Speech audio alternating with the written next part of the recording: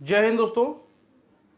आज हम लोग मैथमेटिक्स को एकदम बेसिक लेवल से देखने वाले हैं, एकदम जीरो से सीखने वाले हैं। मतलब मैथमेटिक्स की शुरुआत कहाँ से हुई, ओरिजिन कैसे हुई, कैसे जो है मैथमेटिक्स धीरे धीरे पला बढ़ा। जब तक ये नहीं जानेंगे तब तक हम मैथमेटिक्स को जिस हिसाब से हमें पढ़ना चाहिए हम नहीं पढ़ सकते हैं। मैथमेटिक्स के बेसिक लेवल को बिना जाने मैथमेटिक्स को पढ़ना पॉसिबल नहीं है।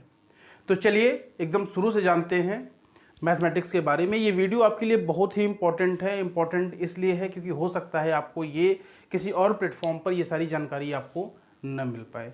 तो चलिए शुरू करते हैं। सबसे पहले गणित की परिभाषा को जानते हैं। अगर गणित की परिभाषा, कोई गणित आज का बना हुआ टॉपिक तो है नहीं कि आज ही गणित आया और आज ही जो है फला फूला इसी का नाम रख दिया गया। गणित की अगर बात करें तो गणित की परिभाषा ही यही है, गणना करना। ठीक है, काउंटिंग को ही गणित कहा जाता था। अगर आदमी गिनती करना जानता है, गणना करना जानता है तो ऐसा माना जाता था कि उसको गणित आती है। परंतु आज के ज़माने में 21वीं सदी चल रही है। 21वीं सदी में गणित की परिभाषा बदल चुकी है। अब ये गणना करने तक सीमित नहीं रह गई है, बल्कि गणना के अब उस लेवल पे पहुंच चुकी है जिसको हम बहुत ही एडवांस लेवल कहते हैं। और आप लोग भी गणित के सारे उन पार्ट्सों को आप धीरे धीरे पढ़ेंगे। तो चलिए, गणितकार जैसे मैंने बताया कि गणना करना होता है, अर्थात गणित काउंटिंग का विषय था, काउंटिंग का विषय आज भी है। सारी चीज़ों से पहले हम सबसे पहले ये जान लेंगे कि गणित में हमें पढ़ना क्या क्या है। आप लोग जो है वनडे एग्ज़ाम, सीसेट के एग्ज़ाम, इन सारे एग्ज़ामों के लिए आप कोई भी एग्ज़ाम देते हो, अगर गवर्नमेंट जॉब आप पाना चाहते हो तो आपको गणित पढ़ना ही पढ़ना है। तो गणित के कौन कौन से पार्ट हैं जिनको हमें पढ़ना होता है, कैसे कैसे चीज़ें हैं उनको हम देखेंगे। थोड़ा सा एक विश्लेषण यहाँ पर मैं करूँगा गणित के पूरे पार्ट का कि कहाँ कहाँ से प्रश्न किस किस परीक्षाओं में पूछे जाते हैं। आइए देखते हैं। गणित को हमने यहाँ पर 3 भागों में बांटा है।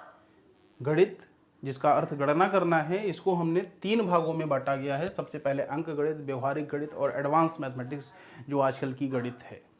फिर अगर हम बात करें अंक गणित की, तो अंक गणित में संख्या पद्धति जो कि बहुत बड़ा चैप्टर है, इसी को जो है डिस्क्राइब करते हुए, इसको पार्ट में बांटते हुए इन चैप्टरों को इनसे अलग किया गया है, जो कि सरलीकरण है, भिन्न है, इकाई अंक है, एलसीएम एंड एचसीएफ है, घातांक एवं करणीय है, वर्गमूल, घनमूल है और भी बहुत सारे छोटे छोटे टॉपिक हैं जिनको मैंने यहाँ पर नहीं लिखा है।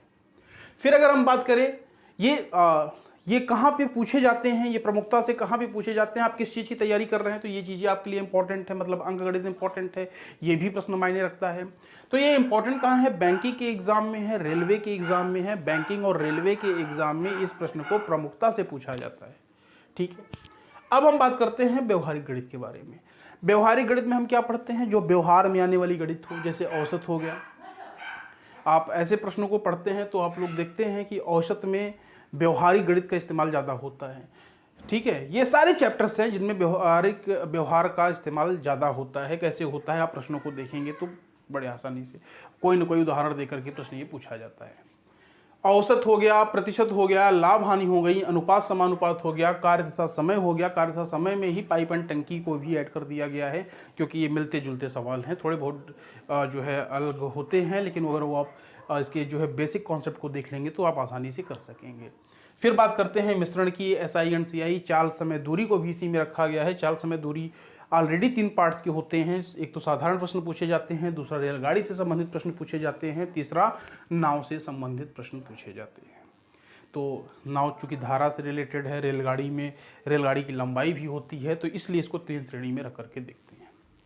चलिए अब बात करते हैं कि ये कहाँ पे ज़्यादा पूछा जाता है। तो मैंने बताया बैंकिंग और रेलवे, अंक गणित, और इन दोनों पार्टों को अगर अंक गणित और व्यवहारिक गणित को मिला लिया जाए तो आप यूपीएसआई ले लीजिए, यूपी स्टेट का कोई भी एग्जाम ले लीजिए, आप प्रमुखता से पूछा जाता है।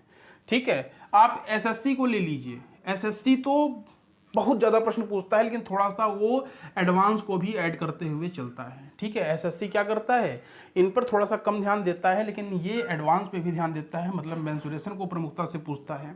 मेंसुरेशन की अगर हम बात करें, एडवांस मैथमेटिक्स में बात करें तो मेंसुरेशन को 2 पार्टों में यहाँ पे पढ़ना है आपको, एक 2D एक 3D। 2D का मतलब हुआ कि आपने जब कोई मान लीजिए ज़मीन खरीदी, तो ज़मीन का खरीदने का मतलब होता है कि आपकी ज़मीन की लंबाई होगी और चौड़ाई होगी। तो लंबाई और चौड़ाई वाले जितने किस्से होंगे वो सब 2D में पढ़ेंगे, मतलब क्षेत्रफल निकालने की बात होगी। ठीक है, अब उन्हीं चीज़ों के ऊपर आपने मकान बना दिया तो उसकी हाइट भी हो गई, तो वो 3D में आ जाता है, मतलब लंबाई चौड़ाई ऊंचाई तीनों हो जाता है, तो वो 3D, यानी यहाँ पे हम वॉल्यूम निकालते हैं, हम आयतन को निकालते हैं। तो इसके अंतर्गत हम मेंसुरेशन को पढ़ेंगे, जब पढ़ेंगे तो डिटेल में बात करेंगे, अभी आप सुन लीजिए। ज्यामिति के अंतर्गत हम त्रिभुज, वृत्त, चतुर्भुज, वेलन, शंकु, ये सारी चीज़ों को डिटेल में पढ़ेंगे, कोणों के मान निकालेंगे, ये सारी चीज़ें वहाँ पे आपको करनी होगी। त्रिकोणमिति को भी पढ़ना होगा। त्रिकोणमिति तो एसएससी ने एकदम क्या करे, एकदम से एसएससी ने इसको पकड़ के रख लिया है कि 3-3, 4-4, 5-5 क्वेश्चन वो पूछता ही पूछता है। त्रिकोणमिति के अलावा अलजेब्रा से भी क्वेश्चन यहाँ पे बनाए जाते हैं, क्योंकि त्रिकोणमिति और अलजेब्रा से ही क्वेश्चन में आपको फंसाता है। तो ये आप अगर तीनों को मान ले तो ये तीनों पार्ट एसएससी प्रमुखता से पूछता है।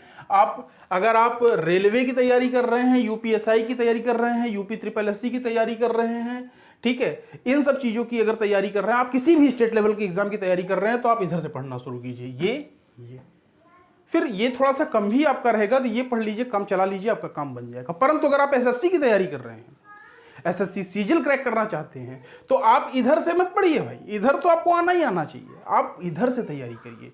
मतलब आपका ये एडवांस लेवल पूरा मजबूत होना चाहिए। एडवांस लेवल के साथ साथ ये आपका बहुत ठोस होना चाहिए, आपको एडवांस लेवल के क्वेश्चन आने चाहिए इसमें भी, और उसके बाद ये सारे क्वेश्चन भी आपको आने चाहिए।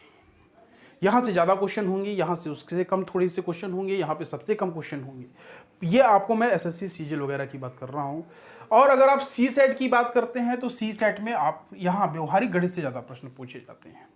तो ये आपके अलग अलग एग्जाम के अलग अलग टाइप हो गए, अलग अलग सिलेबस हो गए कि कहाँ से प्रश्न ज़्यादा बनते हैं।